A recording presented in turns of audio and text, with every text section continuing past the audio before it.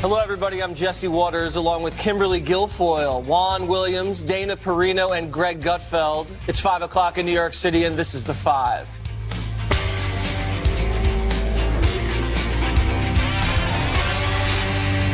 Liberals still expressing their rage that Hillary Clinton didn't win the election. Some of them screamed at the sky last night on the first anniversary of her loss.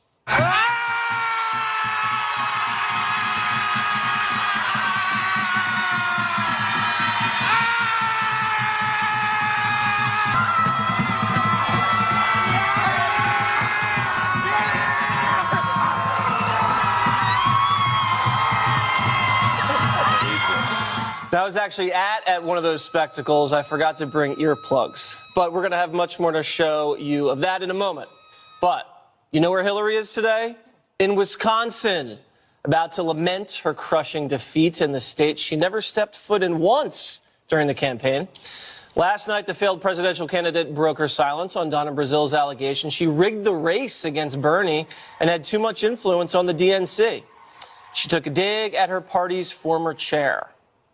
I didn't know what she was referring to because, as has now come out, that just wasn't the case. But the current DNC leadership really invested heavily in Virginia and New Jersey and other places. And I called the current chairman, Tom Perez, to congratulate him because he didn't get knocked off course. He didn't get overwhelmed by other narratives and stories coming at him. Brazil had some words of her own for the Clinton team last night. Tucker asked her about what she wrote about campaign manager Robbie Mook. You said, I'm quoting, "I've worked with men all my life in politics, and I can sense when they get to this part about not being able to deal with a woman. It was not a racial thing, it was a gender thing. Every time you mention that they're trying to shut you down because you're a woman, all these guys are like, no, no, no, no, no." They do sexism, too, apparently, from your book. Which is a little weird since Hillary ran a whole campaign on breaking the glass ceiling, and here's the guy running her campaign diminishing you because of your sex. It seems ironic, maybe. You know, it was dismissive. I don't, condescending and dismissive, those are the words I characterize in the book. Are you enjoying watching this, Kimberly Guilfoyle? Yeah, actually, I find it politically fascinating. I do. And I love that she's out there telling the truth. A lot of people, as we know, are very intimidated by the Clinton machine and their, political operation that has been threatening and intimidating to so many for so many years, to the point where they went ahead and said, okay, we're going to put her forward when you had really great candidates as well, like Joe Biden and Bernie Sanders going forward, because she felt it was her time and it was owed to her. And okay, she had her chance, so now it's time to move on and let the party grow and express. And the only way they can kind of do that is they actually are honest about what transpired, what happened. And Donna Brazil is trying to do her level best to put that forward, and probably against incredible odds in the aftermath of trying to tell the truth. Are you on Team Donna or Team Hillary, Juan?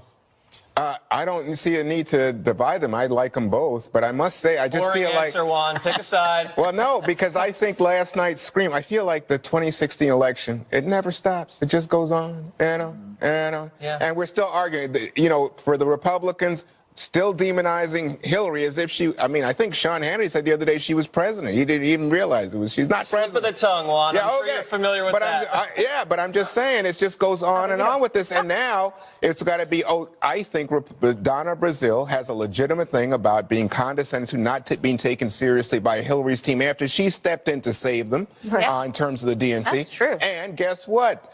There's a contrary argument to what Donna says, because Hillary Clinton literally financially bailed out the DNC. The same deal had been offered to Bernie Sanders. She took it, and in exchange, she started calling the tune about who they hire and what they had to say. And then Donna says, well, so it seems like it tilted things. Now, Donna's gone back on the rigging claim, if you notice. Yep. So, but to me, it's like this feeds, I think, the Republican narrative that, there's such dissension among Democrats, when in fact, the big split that we know of, especially tonight, is among Republicans after what happened on Tuesday. And we will definitely get to that later in the show, Juan. What do you think about the allegation of sexism and racism coming from Donna Brazil? You had Jen Palmieri at the top of the campaign, Huma Abedin. Does that strike you as kind of off? Well, no, I would I trust women when they know it when they see it or they hear it. Right. And Feel of it, course, like experience. Donna Brazile is not somebody that throws around allegations like that. And look, she did a lot. She was the first African American woman, or maybe even the first woman to run a presidential campaign when she was the campaign chairwoman for Al Gore. Yep. And look, she has. This is amazing to me about Democrats. This is a person who has dedicated her entire life to Democratic activist politics. When she took over for Debbie Wasserman Schultz, who was disgraced and had to step down, she took a leave of absence from ABC and CNN. She did not take a salary from the DNC. And allegations that she's, just trying to make money and cashing in by selling a book, that really makes me mad. Because if we know anything about who was actually trying to cash in, it wasn't Donna Brazile. No, she gave up a lot of money from those. And I admire her for getting out there. I do think it's not easy when you're there's like shades of gray, like rigging or not rigging. Like that probably should be a little bit more solid. But I not feel 50. like she looks liberated. And also, she has said that I worked hard to get Hillary Clinton elected. I'm excited about the Democrats going forward. But she wanted to tell her story. And when it comes to sexism, I imagine that if you're on the other end of the phone, you're in Washington, D.C., and you're getting a call from Brooklyn telling you that you know better in Brooklyn what's going on in the country than Donna Brazile, who spent her entire life on the front lines for the Democrats, it probably is pretty annoying. Perhaps it And is she's tough. sexist. I mean, It's hard to she's tell. strong, she's tough, she's been around, and so when she's saying not a that, victim. believe me, she's not. No, she's not a victim. she has I've had no my time for run-ins the with Donna nonsense. Brazile, and she's intense. She Did she gets take her you message out? across. Yeah, I love it. Did she call you honey? No, I wish she did. I I think find she that told flattering. him, bless your heart, Jesse. I think she did. I think that was meant as a put down. I want to get Greg's take on all of this, including this, when she answered whether or not she gave a question to Hillary. Roll it.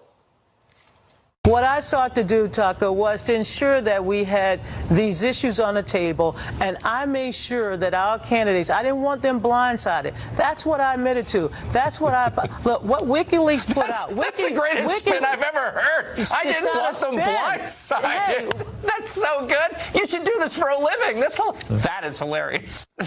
She fed Hillary a debate question, and that was the excuse. Yeah, that was a terrible answer.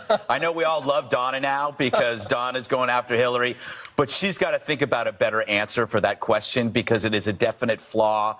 I mean, she's accusing people of rigging an election. That's a rigging right there. The only way to settle this between Hillary and Donna is in the octagon. I think Hill versus Brazile, do you cage got? match, each armed with a book. Only one leaves alive. You know, the thing is, Juan, you said that we're all demonizing Hillary. You can't demonize Satan. Oh, And Well, And, I think the fight's over before it began. the winner in all of this is Bill, because at least Hillary is yelling at somebody else, so he can relax. She's tangling with Brazile. He's tangling with the brazier. It sounds like South Park. Didn't South Park put Jesus versus the devil in the octagon? Yeah, I was exaggerating. You know what she learned a lesson. Next time, coincide your book tour with a political campaign, because then there'll be a financial incentive to go to Wisconsin. Could be. Aha. That's But what I you're will saying. say She's working this. harder at this at the campaign. I will say this in response to what Dana said, What? that I think that what Donna did, in conjunction with, we'll talk about later, the new Biden book, I think lots of people are taking on what was the Clinton machine, which dominated the Democratic Party sputtering for the, to a halt since was it 92? Yeah, that's what I'm saying. It's over. too. let's go to some screaming from some of Juan's friends. I visited them last night in Washington Square Park. Happy to see you. Do you think screaming into the sky makes your side look good? Screaming into the sky makes our side look fun. Fun. Yeah. It's Funny?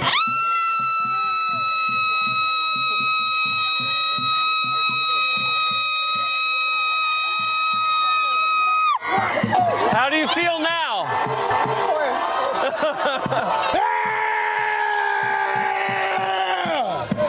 You feel better?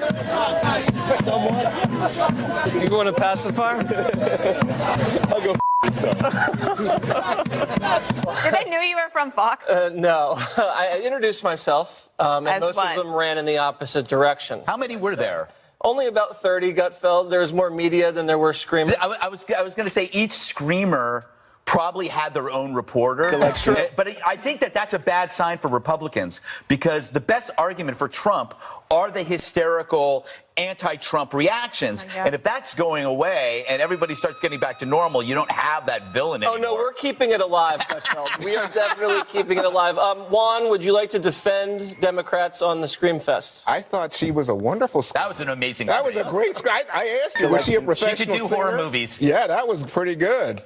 Well, I found the whole thing embarrassing, and Because I'm you were embarrassed there? for myself. Yeah, that's what I was going to say, because you had to show up and cover it. I don't think that was very cathartic for them. I think it was just too theatrical, and first of all, some of the screaming wasn't very good, and No, wasn't it was a done little properly. off Did it key. look like they were having a little bit of fun, though? Yes. Yeah, no, it was, Right? as Kimberly would say, a cathartic experience. Yeah. And There just wasn't very many of them. I sent you the No. article about Philly. Like 6 people showed up. yeah, there was 3 people in Philadelphia.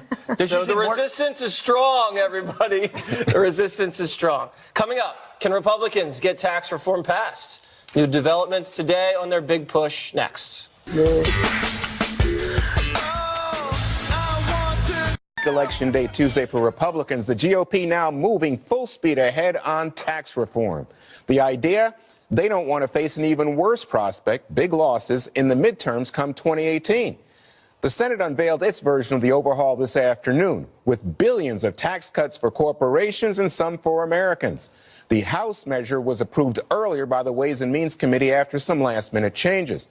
Now, can Republicans finally deliver on President Trump's agenda? Kimberly? I think it's going to be very difficult, because now you see the party becoming even more fractured on this issue, where they're not able to get consistent bandwidth and support across all areas and sort of factions of the party. And it's disappointing, because we were all thinking that this was going to be a big win for them, that this was a consensus building piece of legislation, a platform that they could put forward to ride into the next elections, to say, okay, we actually got something done. We're here about the nuts and bolts. We were the party that was going to be about limited government and putting more money in the pockets of the hardworking, everyday men and women in this country that have been forgotten and left behind. And everyone was like, wait a second, what happened? And then you see they're carving back away. We're going to take a step back on the corporate stuff. So when you look at it, what's kind of left of this carcass? And nobody's very happy with it. This is leftovers for no one, which is disappointing in my house. Greg, let me, Greg, Make let a me just tell quesadilla you. pizza. I'm sorry.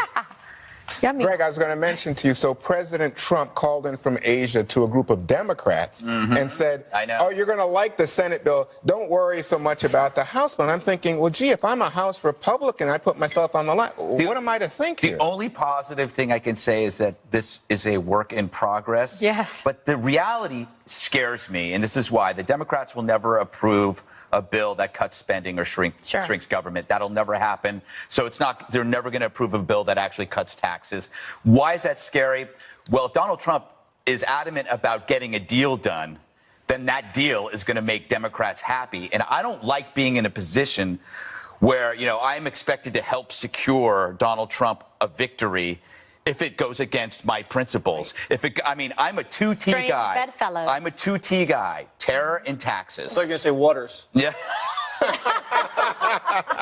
You're always thinking about yourself, Right. but it's all I got. But it's all I got. It's all I got is these are the 2 big things for me: strong on terror, strong on taxes. Me too. I can't move on that. This is all I have left. TNT and dynamite. That's it. All right. So now we're going to play a game, America. And in this game, Jesse Waters is going to be the House and Dana Perino will be the Senate. So in the okay, you ready, guys? You ready? You ready? Here we go. In the House bill, all state and local tax deductions gone. What do you think, Dana? I think in the Senate, for as hard as that's going to be for many Republicans in high-tax states, California, New England, New Jersey, in the Senate, there are not many Republican senators in high-tax states. So they don't care. And from a policy perspective, it matters more to them that they don't think those deductions should be there at all. So I think that if you're worried about that, I think the Senate's not going to do anything. Okay, Jesse, as the House, in the Senate version, the mortgage interest deduction, it's good. It stays in. So the housing industry should be pleased. Yeah, great for the housing industry, great for me. Jeez, what's that? It's great for people in places like New York and California, but if they're going to get rid of the state and local deductions, that doesn't really balance out. Yeah. Because your state and local are much higher than your mortgage to tax deduction.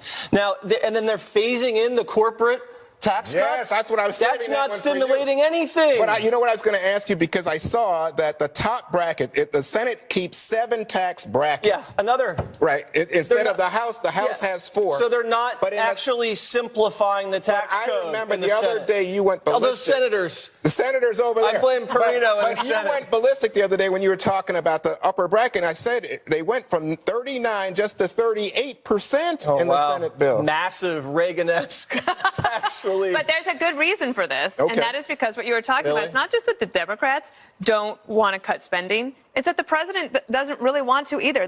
Where you can actually get spending reform would be on entitlements, and the president's out on the campaign trail is very adamant, I'm not going to do it. Mick Mulvaney has said, I tried to convince the president it's necessary. He said no, so that's why they're actually trying to fit it all into this box.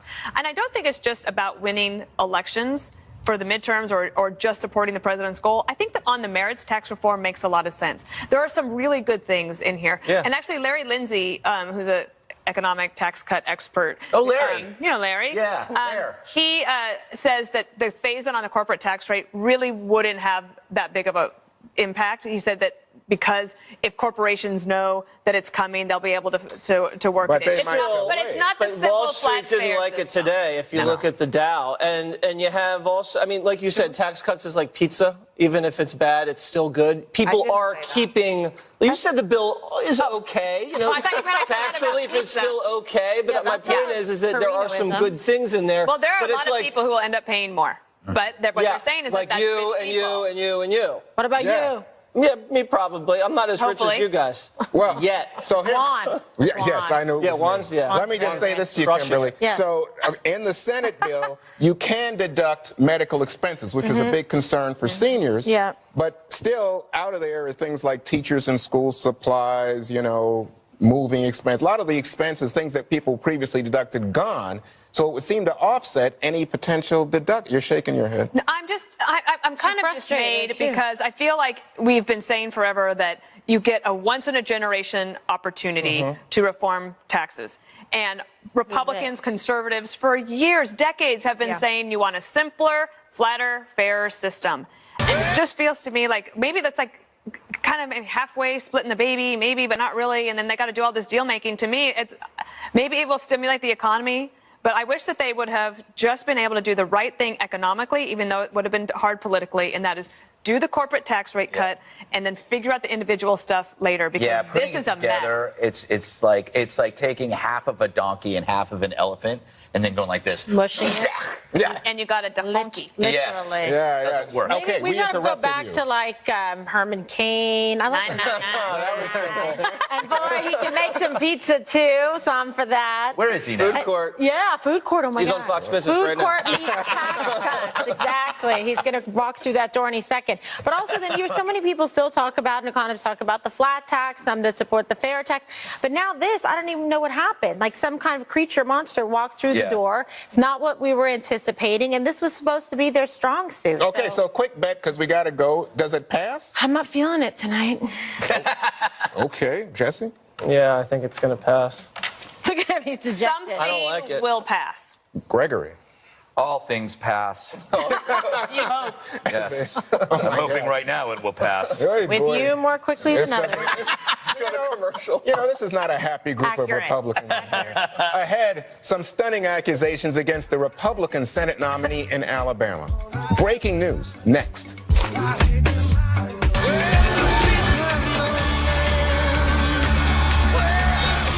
Now to a bombshell that could impact next month's special election for Jeff Sessions' old Senate seat in Alabama. Some very serious new allegations against Republican nominee Roy Moore. Details now from Peter Ducey, who's live in Washington. Peter? Kimberly, a 53-year-old woman claims that when she was 14 and Roy Moore was just 32, he's 70 now, long before he became famous for getting kicked off the Alabama Supreme Court for leaving a Ten Commandments statue up, Moore kissed her, he touched her, he stripped down, he tried to get her to touch him in a sexual way, and she says she didn't want it. But tonight, Moore is not admitting to anything. He's calling this fake news, and part of an emailed statement from the campaign says this: Judge Roy Moore has endured the most outlandish attack on any candidate in the modern political arena, but this story in today's Washington Post alleging sexual impropriety takes the cake. National liberal organizations know their chosen candidate, Doug Jones, is in a death spiral, and this is their last-ditch Hail Mary. The Senate Majority Leader Mitch McConnell, who Moore basically ran against in his primary, just said this: if these allegations are true, he must step aside. But not all Republicans have the patience to wait to see how this pans out. Senator John McCain says this about Moore, quote, he should immediately step aside and allow the people of Alabama to elect a candidate they can be proud of. But even if Moore does step aside, his name is still going to be on the ballot in December because we're within 76 days and the law says the ballots can't be reprinted this late. Alabama also has something called a sore loser law, which means that since Luther Strange already lost this year, he can't run on the ballot as an independent, but he could stage a write-in campaign. Tonight, Strange hasn't said anything about a write-in campaign. All he said is that the details he knows are very disturbing. Kimberly. All right, Peter, thank you for that report. So, Dana, it's quite a development in a race that was heated to begin with, that was a little bit fractured in terms of, Republican support, with the president supporting Strange and a bunch of other Republicans, populists and Banner and whatnot, supporting Roy Moore. This is a guy who's not gone out, without a fight before. When they wanted to remove him, he wouldn't resign. And now we have this situation, obviously very disturbing allegations, and if true, then there's no place for him on the ticket. And so the Washington Post has 4 on-the-record sources. And, to call it fake news, I mean, that would be extraordinary that you had 4 different people all lying about somebody. These are actually Republicans, the ones that were quoted, at least the one main one is. And so obviously it's disturbing. But I have to say this. So the state auditor of Alabama, the way that he tried to spin this is to say, take Joseph and Mary. Mary was a teenager. Joseph was an adult carpenter. They became parents of Jesus. Right. As Greg pointed out, actually, Jesus was Immaculate Conception. I remember so this that doesn't part. even make sense. Yes. And I think that if you are worried about speaking up about this because you might give political ammunition to your opposing side, that is weak and wrong. Okay, Greg, what do you make of the situation, and give us a prediction? Well, I mean, I will go on record and say that I'm against adult men hitting on 14-year-old girls. All right. That's good. Okay? Good man. Thank you for that. But it seems like it's raining bad men, to paraphrase that Raining classic song. Weinsteins? Yes. It seems like every hour there's another tawdry tale. And what's happening now may be a form of justice, but there seems to be missing a process. Like, what's next now? Does the guy just step down and go away? Or is there some kind of investigation? We seem to be Due missing. process, yeah. There seems to be some kind of due process, but it also does seem to tell you that, ideology often blinds you to the potential flaws and the background of somebody. Luther Strange seemed like a really good guy to me, but he wasn't as ideologically pure as Moore, correct? Well, it depends on what are you looking Trump. for. Actually, In terms I actually of, think from a conservative ideology, Luther Strange was much more. well, yeah, but I'm talking in the pure. In the new version ideology. of populism. Yeah. We replaced one ideology with another. Right. Is what I'm saying. You mean that he was more a Steve Bannon guy? Right. And so that made you Luther blind. Strange was much more a Mitch McConnell guy. Exactly. And now, and Bannon, in fact, just said yesterday, get McConnell out of here and all that. But this is Steve Bannon's guy. Yeah, that's what my point is. When you choose an ideology, which is like, this is how it's going to be, you don't really do as much research as you should because you're blinded by your own biases. Okay, so also, Jesse, you have McConnell speaking out, saying if these allegations are true, he must step aside. So you've already got division, in the party. How do you see this playing out, and how quickly? I don't see how this plays Luther out. could be a write-in. It feels kind of gross talking about the political implications of this, because if these allegations are true, I feel horrible for these women. It's disgusting. Even just the allegation itself, it's not just one person, it's multiple people. So the whole cloud, the whole stench around this guy, I don't see how he can represent Alabama in the U.S. Senate.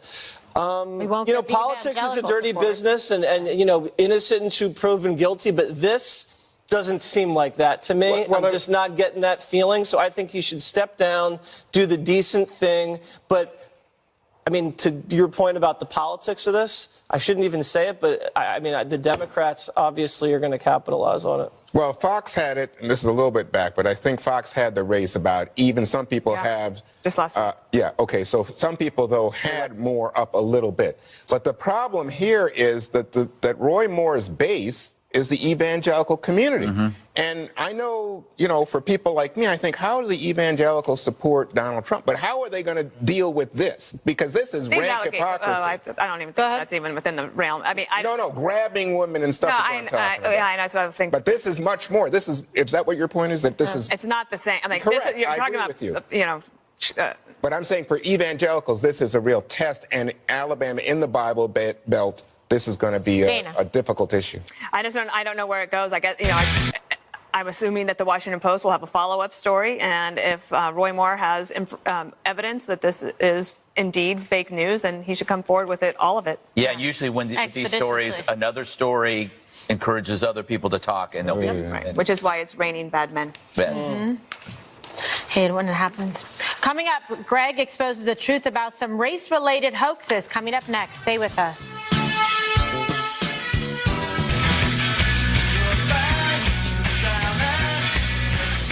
Now on to some lighter news. A few months back, we ran a clip of a superintendent at the Air Force Academy chastising racist cadets. His speech came after slurs were found on a dorm room message board belonging to black students. If you demean someone in any way, then you need to get out. And if you can't treat someone from another race or a different color skin with dignity and respect, then you need to get out. The power of that diversity comes together and makes us that much more powerful. Well, like many in the media, we ran this clip because it provided a powerful response to racism that the media demanded after Charlottesville. While the clip ran, I kept shaking my head, for I'd seen this story before. The list of hate crime hoaxes is long. Now we must add this one to the tally. According to the Air Force Times, a black cadet admitted to writing the slurs, and he's since left the school. So what's the response when we see stories like these exposed as hoaxes? It's never as huge as the initial response was when we assumed that it was real, which only encourages more hoaxes. For the outrage over the crime is the only part the press seems to remember, not its debunking, which encourages the copycats, which is why we're doing this now, so people don't keep thinking this kind of thing pays off. Of course, social justice warriors will repeat the pathetic excuse that while this racist act may not be true here, you just know it's true somewhere else, which guarantees further opportunity for attention and likely another student's expulsion.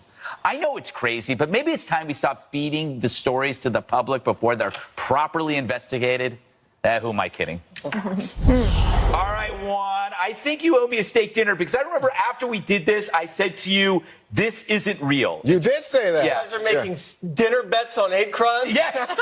That's because we're so compassionate. And Yes, but I said after the at first You my have head to was. shake your head, but you have this thing where you're just like, I'm going, this is not true, this is not true. And then afterwards I go, what? Steak dinner? I'm betting. But it's not. But the thing's not good for you. It's not good for you. Yeah, It's not good for I you. was going nuts. I think we'll give you fish. I don't eat fish. You know that. So what do you when you see this? This obviously puts race relations back because it makes everybody suspicious of accusations now, right? Sure, but I think the reason that you're doing this is though you think that this means that all allegations are somehow fraud. I don't. You're think using that. I'm asking social you. justice. I'm asking you. No, I'm saying I told you so, Juan. Well, That's you why did. I'm doing No, it. in this case, you told me so. And there are other cases because as you were speaking, as you were delivering the monologue, I think the viewers could see. Yeah, there's a a lot. list of people. But my feeling about this is, look, if you ever look at at the Twitter account for this show while I'm on, you'll know that there's some pretty harsh feelings. don't look at it, Juan. That's what Most I'm of those, though, are from Kilmeade. saying. Kilmeade's got a lot of dummy accounts. Yeah, now that Twitter's 280, it's really gotten He bad. spent a lot of time on it. He's a terrible person. He gets up so early and then he just goes on after one. Kimberly, is there some kind of punishment that, like, is the punishment so? A lot of times when people do these fake hoaxes, if they say they're under psychological stress, they need therapy. Should there be stiffer penalties for this stuff? I mean, you would think so, right? Because when you see kind of the cumulative effect and the collateral damage that results from things like this, it's really bad. Remember, hands up, don't shoot. It really stimulates in a very negative way, you know, racial divide and injustice and crimes that are committed against individuals, personal and property damage, really hurting communities. And it's so far along after, sometimes when you find out that this wasn't true, that if you didn't sort of search for it to follow up on it, you wouldn't know. And that's why I think you do a great job on this one thing, that you actually bring it up and you follow up and you track it down and say, remember this when I was like, hey, this wasn't true. Well, yeah, I knew it was going to happen. There was another hate crime that was exposed as a hoax. It was Dana, Kansas State student wrote slurs on his car. And it turned out it was the victim, a black male who had written it. And so, but would you hear the initial? Did he have to leave the school? I don't know. I didn't read that far. He wasn't in the school. Well, when it comes to this person from the Air Force Academy, Yeah, he's gone. the punishment is that he just missed out on a wonderful educational opportunity. Yeah. And so, Does he deserve a second chance? No. You don't think so? No, I'm not. I'm not.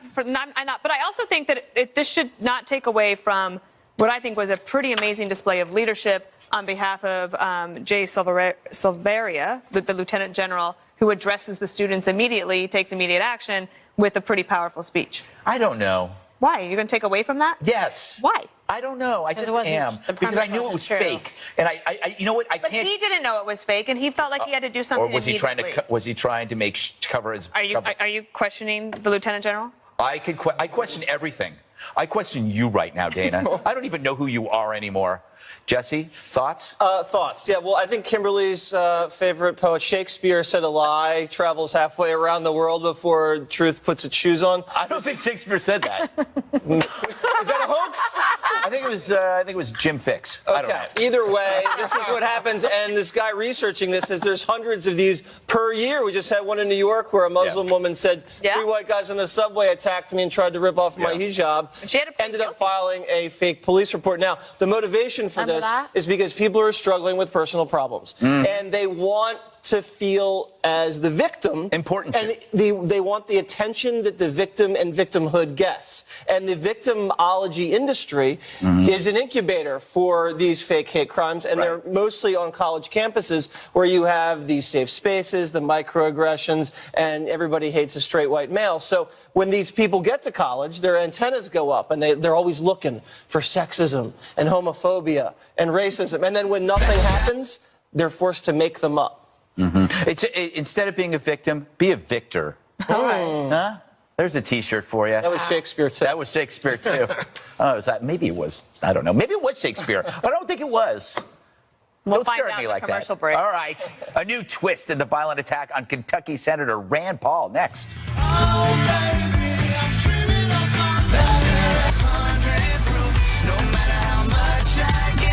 Early reports were Senator Rand Paul was assaulted by neighbor Rene Boucher because of a landscaping disagreement. That resulted in 6 broken ribs and fluid around the lungs for Senator Paul. But now, the senator suggests that landscaping dispute claim is erroneous. In a statement from his senior advisor, Doug Stafford says, quote, "This was not a fight. It was a blindside violent attack by a disturbed person. Anyone claiming otherwise is simply uninformed or seeking media attention." Senator Paul's neighbor has pleaded not guilty, but sources say Senator Paul has been told to expect federal charges against his attacker. What's the federal charge? Is it because he's a senator? Yes, and so here's the thing. So when you have an investigation like this being conducted by the FBI, you're not supposed to talk about it. He shouldn't be making any statement because this is a very serious matter. He was injured in a horrific way. He was attacked by a psycho coward who blindsided him and severely injured him. So this is a bad situation. And when people say, oh, he's not issuing a statement, to suggest, like, can you imagine if this was a liberal Democrat and somebody came and attacked him at his house and broke his ribs and fluid in the lungs and the whole deal? No, there would be a completely different way that this would be handled. And for them to try to say, oh, it's about bushes or foliage or whatever is just absolutely ridiculous. I see this in the same way that I saw the attacks in the baseball game where, Scalise was injured. This appears to be that somebody who well documented on his Facebook page is somebody who is very much against President Trump, wants impeachment, is very liberal in his ideology, and committed a crime specifically, I believe, against Rand Paul because of those ideals. It did seem a bit bizarre that the statements coming out initially were about rules and regulations in the neighborhood about what you can plant and what you can't plant, like pumpkins are not allowed or something like that. Yeah, I don't know what to make of this. I mean, it's interesting how, the closer you are to somebody, the more likely you don't like them. It's like, why do anchors hate each other on shows when they only see each other an hour a day? Do you know what I mean? It's like these neighbors, they always say good fences make good neighbors. Maybe they didn't have good fences, but there might be... You can't excuse this guy's behavior is completely... Yeah, I'm not saying that. I'm just saying there's something else going on here that we don't know about. And what would make me so angry to attack somebody and we keep saying he's unstable. We don't know if he's unstable, but what would make me angry to go and attack a neighbor? That's what you should be asking yourself. We'll be right back. Jesse, what do you think? Will we ever really know? Typical liberal, always blaming the Bushes. I knew Gutfeld would like that one. Also, I'm just like Gutfeld. I sniffed this out. When I heard the guy's name was Rene Boucher, I was like guilty as charged. Oh, really? Also, here's the deal. CNN put this thing out from the beginning. They did a report immediately afterwards that talked to a few anonymous neighbors that blamed the landscaping. No one was on the record blaming landscaping, and then the Washington Examiner came out with 7 on-the-record neighbors saying this guy had nothing to do with the Bushes. It was all political. Yeah. And then the real story got out, and they also bought the media, the defense attorneys, line about this just being about landscaping. When have the media ever bought a line from a defense attorney for some guy that just assaulted someone? And Kimberly's point is correct. Up to 10 years. If Crying Chuck got clotheslined from behind on the New York City subway, that would be a national story. Why don't do it? But these things can't be mysterious. I'm not saying it's the same, but remember when Senator Reid got all beat up, and then that never actually, no one ever actually understood. They said he was doing exercises and he fell off of the machine. No, it was a rubber band thing in the bathroom. Oh, you bought that? Oh. Well, not necessarily, but Juan, do you think that we will get resolution on this? Yes. Well, I think you got to, because it's going to go to some kind of trial. I think it's going to go. Right now, it's a misdemeanor charge. It sounds like it's going to get ranked up because it's going to be an attack on a federal official. Right. But I must say, I don't see why anybody who is anti-Trump would be attacking Rand Paul. Yeah, that's what I That doesn't make sense to me. All right, one more thing up next. You know they talk on the phone every day. So mean. You're the meanest person. It's time now for one more thing, Gutfeld. All right, let's go to this thing real quick. Greg's Etiquette News. All right, this thing, it's been a kind of a gloomy news day. If this doesn't make you smile, nothing will. Check out this otter eating at a dinner table. I don't think there's anything better on the planet than watching this otter, a domestic Asian short-clawed otter, eating with his hands at the dinner table like a normal child. Aww. What good manners! He has better manners than I do. Look at him. How happy he is. There he is. Look at him with his hands. This is amazing. Like, yum, yum, yum. This animal has a soul. This is the most uplifting part of this show. Yes. Now I'm happy. Okay, Kimberly. Mine is even better. Thank you so much. So take a look at this adorable video. This shows President Trump showing the Chinese president video of his granddaughter singing in Mandarin. And this is Arabella. So take a look. 我们的天涯，美丽的天边，滴沥的河水。 Can't say that. All right, and President Xi thought that she did a fantastic job and deserved an A+. She is 6 years old, and she is the daughter of Ivanka and Jared. She's been learning Mandarin from her Chinese nanny. Isn't that great? She's got a cute little hair bun. Adorable. Very cute and effective diplomacy. I mean, the best. My turn? Dana. All right, so Veterans Day is coming up on Sunday, and so veterans, pay attention, because this is a pretty good deal. So there's a company called WeWork, and they have high-tech, fully operational workplaces, and they're starting something called Veterans in Residence. So through the program, every 6 months, for the next 5 years, they're going to sponsor workspace for 100 veterans across 10 cities. Lots of great cities on this. They have on-site counseling. They can help you get your business started, and they have also committed to hiring 1,500 veterans themselves over the next 5 years to support all their business. It's a growing company, and you can go to WeWork.com, Veterans in Residence, to learn more. I think it's a really good deal, and I would take advantage of it. Vets. We love the vets. Great company. Love the vets. All right, Juan. So, for the first 4 days, Obamacare enrollment through the roof. Americans registering on Tuesday. Healthcare proved to be one of the most important issues. As you know, in Virginia, Maine voters also strongly supported expanding Medicaid under Obamacare. And now, look at this. Here's Jimmy Kimmel promoting, I don't know what, but he's promoting something very creatively called Trump Care. I just found out about Trump Care. I just found out about Trump Care, too. My family got coverage we can afford, thanks to Trump Care. Trump Care is the market-based insurance program administered by President Trump that meets his campaign promise for great, affordable care. Well, that's a message for politicians. Americans want good health care. All right, Steve Scalise, still recovering from being shot, was racing his scooter through the halls of Congress with his fellow Congressman, Rep. Sam Johnson from Texas, who actually was wearing a helmet. I'm not really sure why, but we don't know who won yet. They were taking bets on the side, we have learned, but good luck, and I'm glad Steve is back. All right, special report up next. Brett, live again in Beijing, living large. Thanks, Jesse. Good morning from Beijing.